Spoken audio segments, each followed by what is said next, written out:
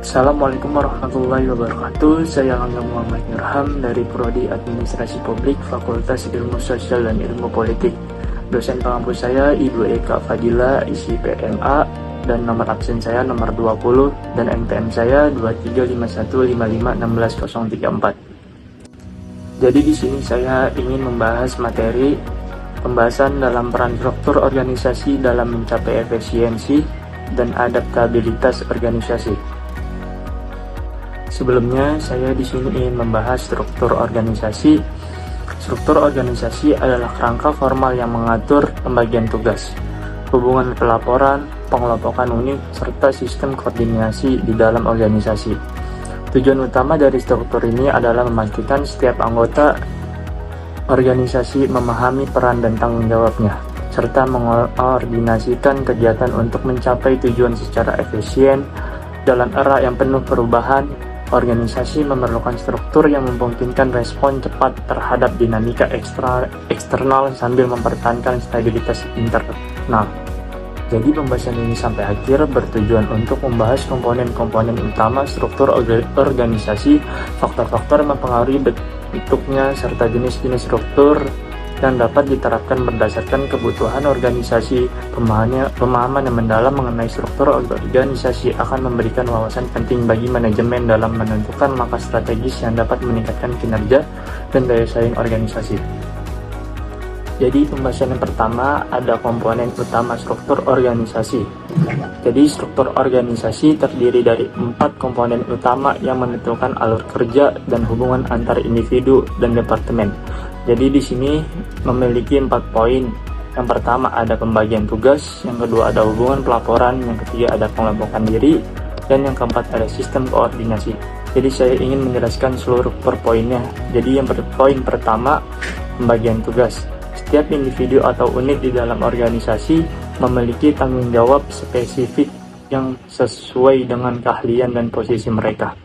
Pembagian tugas ini memungkinkan organisasi untuk mengoptimalkan produktivitas dengan mengalokasikan sumber daya secara efisien. Contohnya dalam sebuah perusahaan teknologi, tim pengembang perangkat lunak akan fokus pada programnya, sementara tim pemasaran akan fokus pada promosi produk. Dan yang kedua ada hubungan pelaporan. Hubungan pelaporan yaitu hierarki formal dalam organisasi menentukan kepada siapa setiap individu melapor, menciptakan jalur komunikasi yang jelas serta membantu dalam pengambilan keputusan. Hubungan pelaporan ini penting untuk menghindari tumpang tindih wewenang dan memastikan setiap keputusan dikomunikasikan dengan benar. Misalnya dalam perusahaan multinasional, manajer regional melapor kepada direktur regional yang kemudian melapor ke manajemen pusat. Terus yang ketiga ada pengelompokan unit. Pengelompokan individu ke dalam unit atau departemen berdasarkan fungsi atau produk yang mereka tangani, membentuk struktur yang memungkinkan spesialisasi dan efisiensi. Setiap departemen memiliki tanggung jawab yang sesuai dengan bidang kerjanya seperti pemasaran, produk, atau keuangan. Terus ini memastikan bahwa setiap fungsi penting organisasi dijalankan oleh unit yang memiliki keahlian khusus. Terus yang terakhir, yang keempat ada sistem koordinasi. Sistem koordinasi ini menghubungkan berbagai unit kerja dalam organisasi baik secara vertikal maupun horizontal untuk memastikan kolaborasi yang efektif. Kolaborasi vertikal terjadi antara manajer dan staf di bawahnya, sementara koordinasi horizontal terjadi antara unit-unit yang setara dan hierarki. Koordinasi ini penting terutama dalam proyek lintas departemen. Misalnya dalam proyek pengembangan produk atau yang melibatkan tim pemasaran, produksi, dan penelitian. Selanjutnya ada pembahasan determinan struktur organisasi. Jadi struktur organisasi tidak berdiri sendiri, melainkan dipengaruhi oleh beberapa faktor yang menentukan bentuknya. Berikut adalah beberapa faktor utama. Yang pertama ada strategi, Yang kedua ada ukuran organisasi, yang ketiga ada lingkungan, yang keempat ada teknologi, dan yang terakhir ada pengendalian kekuasaan.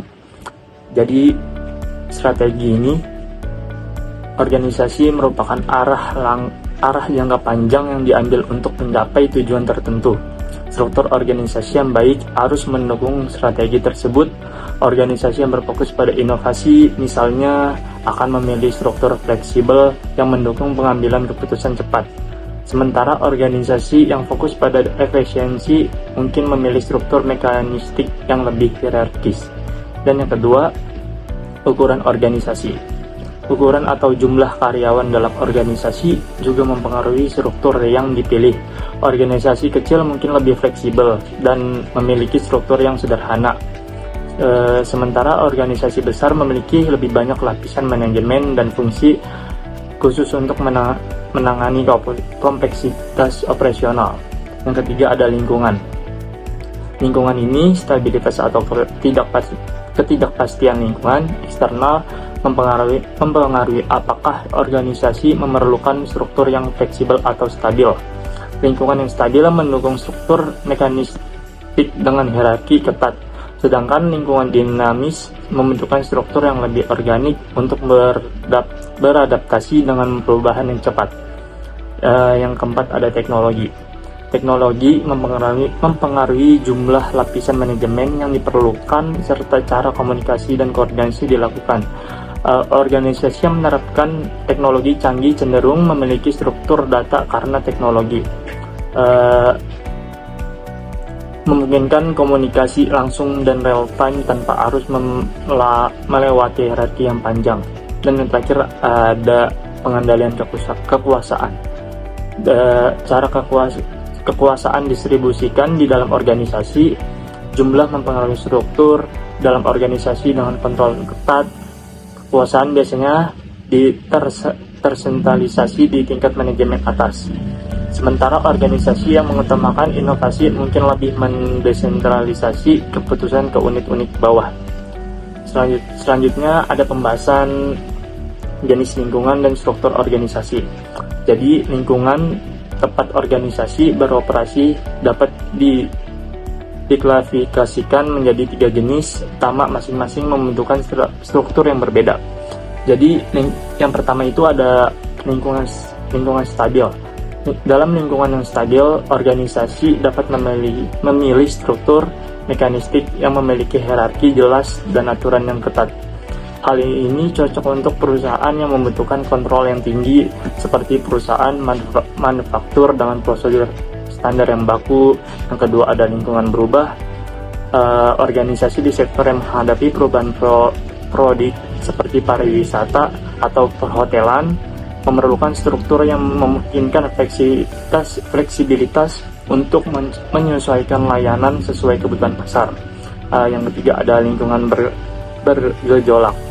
Sektor yang cepat berubah seperti teknologi atau komunikasi memerlukan struktur organik yang memungkinkan inovasi dan respon cepat terhadap perubahan eksternal.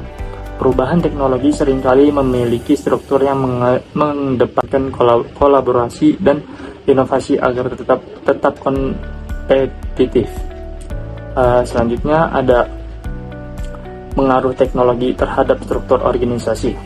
Jadi teknologi dapat menjadi faktor penentu struktur organisasi dengan dampak utama pada jumlah hierarki dan metode komunikasi. Poin yang pertama yaitu organisasi teknologi tinggi.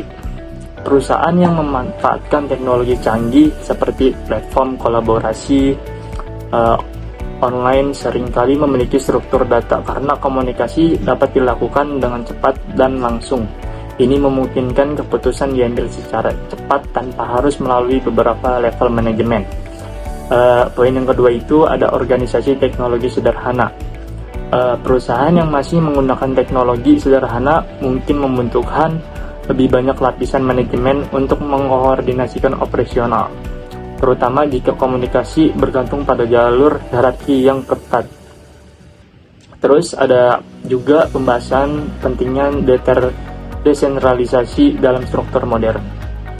Desentralisasi memungkinkan keputusan utama diambil di tingkat yang lebih rendah dalam organisasi. Hal ini memberikan fleksibilitas dan respon cepat terhadap kondisi lokal atau perubahan mendadak. Misalnya, dalam industri retail, manajer cabang dapat menyesuaikan promosi produk sesuai dengan tren lokal tanpa perlu menunggu keputusan dari pusat. Ini juga meningkatkan motivasi karyawan karena mereka merasa memiliki kontrol dan tanggung jawab atas pekerjaannya. Selanjutnya ada contoh penerapan struktur dalam kehidupan sehari-hari. Struktur organisasi diterapkan dalam beberapa situasi, misalnya perusahaan retail. Dalam retail, setiap cabang memiliki struktur yang jelas dengan hasil melapor kepada supervisor yang kemudian melapor kepada manajer area. Hal ini membantu memastikan setiap bagian toko beroperasi sesuai produk dan tanggung jawab jelas. Kedua itu ada startup teknologi. Startup teknologi seringkali memiliki struktur yang lebih datar, dengan karyawan diberi otonomi untuk membuat keputusan. Misalnya, tim pengembang dan tim pemasaran dapat bekerja sama langsung tanpa harus melalui banyak hierarki, sehingga mempercepat proses inovasi dan pengambilan keputusan. Jadi seluruh yang tadi dibahas itu dapat disimpulkan, struktur organisasi yang efektif adalah fondasi yang kuat untuk keberhasilan organisasi. Dengan struktur yang jelas dan selaras dengan tujuan strategis, organisasi dapat memastikan setiap anggota memiliki pemahaman yang baik tentang peran mereka, memungkinkan pencapaian tujuan secara efisien. Faktor-faktor seperti strategi ukuran, lingkungan teknologi, dan kekuasaan harus dipertimbangkan secara matang dalam menentukan bentuk struktur yang sesuai. Melalui pendekatan mengedepankan adaptabilitas, desentralisasi, dan penerapan teknologi, organisasi dapat membangun struktur yang tidak hanya stabil, tetapi juga responsif terhadap perubahan. Struktur yang optimal akan memberikan landasan yang kokoh bagi organisasi untuk mencapai tujuan jangka panjang yang serta memastikan keberlanjutan dan daya saing di era modern yang dinamis. Berikut adalah presentasi penjelasan yang saya dapat sampaikan. Semoga dapat bermanfaat. Kurang lebihnya mohon maaf. Wassalamualaikum warahmatullahi wabarakatuh.